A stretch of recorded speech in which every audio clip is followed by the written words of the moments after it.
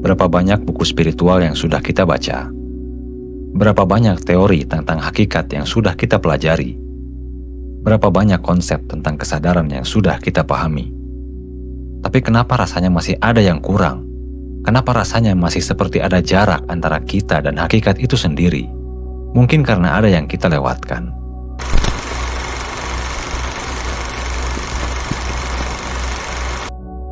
Mungkin karena kita mencari hakikat di tempat yang salah, di pikiran, di konsep, atau di teori. Padahal hakikat itu hidup, dan yang hidup tidak bisa dipahami hanya dengan pemikiran. Allah mengingatkan kita dalam surah Al-Ahqaf ayat 11. Dan jika mereka tidak mendapat petunjuk dengannya, maka mereka akan berkata, ini adalah dusta yang lama. Tanpa hidayah, tanpa petunjuk langsung, semua penjelasan tentang hakikat hanya akan terdengar seperti cerita kuno, seperti dongeng, seperti teori yang tidak relevan.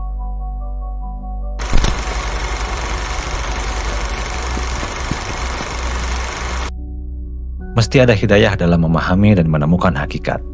Tidak cukup dengan membaca teori-teori dan segala bentuk peristilahan.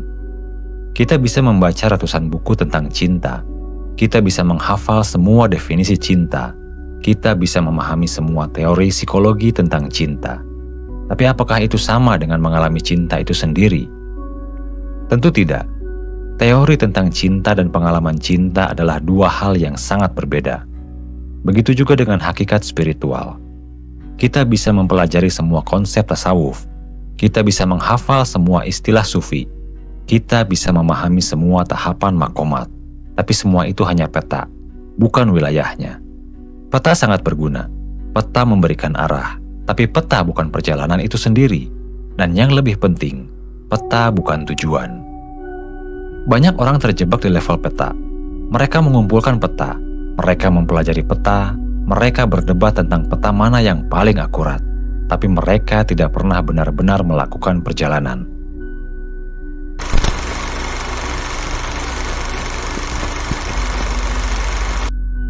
Tazkiyah atau penyucian diri adalah jalan menuju hakikat dan sebagai bentuk penyiapan diri untuk berada di dalam kitab kehidupan. Tazkiyah bukan tentang menambah pengetahuan. Tazkiyah adalah tentang membersihkan. Membersihkan apa? Membersihkan segala yang menghalangi kita dari hakikat. Membersihkan ego yang selalu ingin merasa benar. Membersihkan nafsu yang selalu ingin menguasai. Membersihkan keangkuhan yang merasa sudah tahu segalanya. Membersihkan ketakutan yang membuat kita tidak berani berserah. Membersihkan kemelekatan yang membuat kita tidak bisa melepaskan. Ini adalah persiapan. Seperti tanah yang harus dibersihkan dari rumput liar sebelum benih ditanam. Seperti kanvas yang harus dibersihkan sebelum lukisan dibuat. Begitu juga hati kita harus dibersihkan sebelum hakikat bisa bersemayam di dalamnya. Dan ini bukan proses intelektual. Ini adalah proses aktual, proses nyata. Proses yang membutuhkan disiplin, kesabaran, dan ketulusan.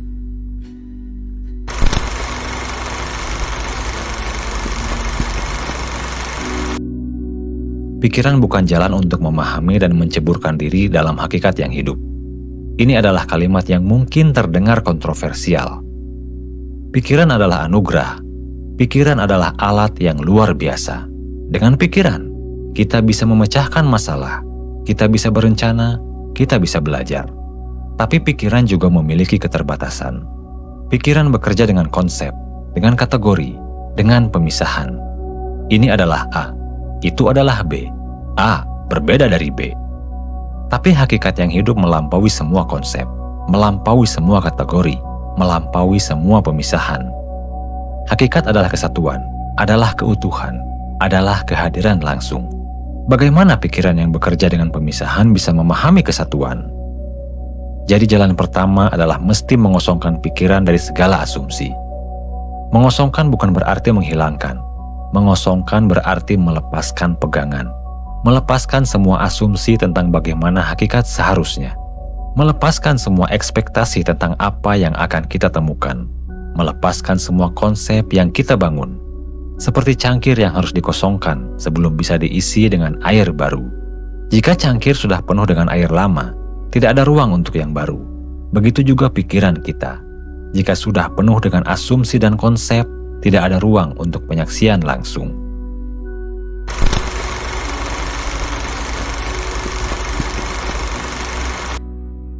Jalan menuju hakikat yang hidup adalah penyaksian, musyahadah, penyaksian langsung, pengalaman tanpa perantara. Ini adalah momen ketika kita tidak lagi membaca tentang cahaya, tapi kita melihat cahaya itu sendiri. Tidak lagi mendengar tentang keindahan, tapi kita mengalami keindahan itu sendiri. Tidak lagi mempelajari tentang kehadiran ilahi, tapi kita merasakan kehadiran itu secara langsung. Penyaksian hanya bisa terjadi dengan berserah diri sepenuhnya.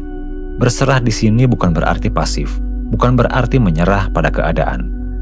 Berserah adalah melepaskan kontrol ego, melepaskan kebutuhan untuk mengerti segalanya dengan pikiran, melepaskan keinginan untuk menguasai pengalaman. Berserah adalah membuka diri, menerima, mengalir. Seperti anak kecil yang belum punya banyak konsep, belum punya banyak asumsi. Dia hanya hadir, hanya mengalami, hanya menyaksikan. Itulah kenapa Nabi berkata kita harus kembali seperti anak-anak untuk memasuki kerajaan spiritual. Bukan karena anak-anak bodoh, tapi karena anak-anak belum terbebani oleh konsep-konsep yang membatasi.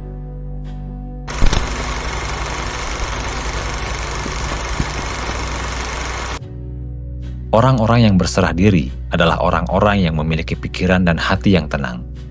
Ketenangan ini bukan ketenangan karena tidak ada masalah. Bukan ketenangan karena hidup mudah. Ini adalah ketenangan yang lahir dari kepasrahan, dari kepercayaan penuh, dari melepaskan kebutuhan untuk mengendalikan segalanya. Pikiran yang tenang adalah pikiran yang tidak lagi melompat dari satu pemikiran ke pemikiran lain. Tidak lagi sibuk dengan kekhawatiran masa depan atau penyesalan masa lalu. Pikiran yang hadir, pikiran yang fokus, pikiran yang hening. Hati yang tenang adalah hati yang tidak lagi bergejolak dengan nafsu dan emosi yang tidak terkendali. Tidak lagi gelisah dengan ketakutan dan kecemasan. Hati yang damai, hati yang stabil, hati yang jernih. Keheningan dan ketenangan itulah yang membuat dirinya tersambung secara langsung dengan kitab yang hidup dan hidup dengannya.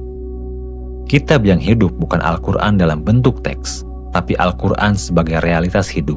Sebagai manifestasi kebenaran ilahi yang terus berbicara di setiap momen. Di setiap peristiwa ada ayat, di setiap pengalaman ada tanda, di setiap pertemuan ada hikmah. Tapi hanya hati dan pikiran yang tenang yang bisa membaca kitab yang hidup ini.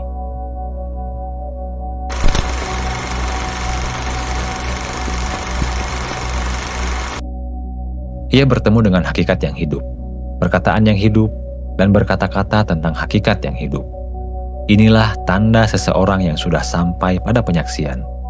Dia tidak lagi bicara dari buku, tidak lagi mengutip dari teori, tidak lagi meniru dari yang lain. Dia bicara dari pengalaman langsung, dari penyaksian, dari perjumpaan. Kata-katanya hidup karena lahir dari hakikat yang hidup. Kata-katanya menyentuh karena keluar dari hati yang sudah menyentuh hakikat. Kata-katanya transformatif karena dia sendiri sudah ditransformasi oleh hakikat. Ada perbedaan yang sangat jelas antara seseorang yang berbicara tentang air karena membaca buku dengan seseorang yang berbicara tentang air karena dia sudah meminumnya. Yang pertama bisa menjelaskan dengan detail, tapi yang kedua bicara dengan keyakinan yang berbeda, dengan kehidupan yang berbeda.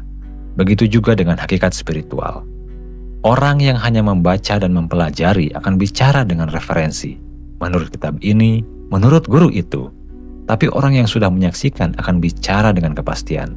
Saya melihat, saya mengalami, saya menyaksikan. Bukan karena dia arogan, tapi karena dia sudah tahu dengan pengetahuan langsung, dengan makrifat.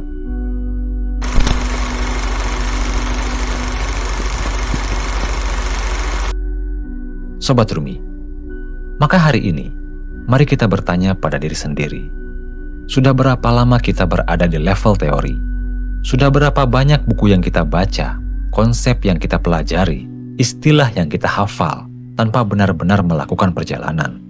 Sudahkah kita berani melampaui pikiran, melepaskan asumsi-asumsi kita, mengosongkan cangkir kesadaran kita? Sudahkah kita berani berserah sepenuhnya untuk penyaksian langsung? Jangan salah paham, belajar itu penting, teori itu berguna, peta itu diperlukan, tapi jangan berhenti di sana. Gunakan peta untuk melakukan perjalanan. Gunakan teori untuk membuka pintu pengalaman. Gunakan konsep sebagai titik berangkat, bukan tujuan akhir.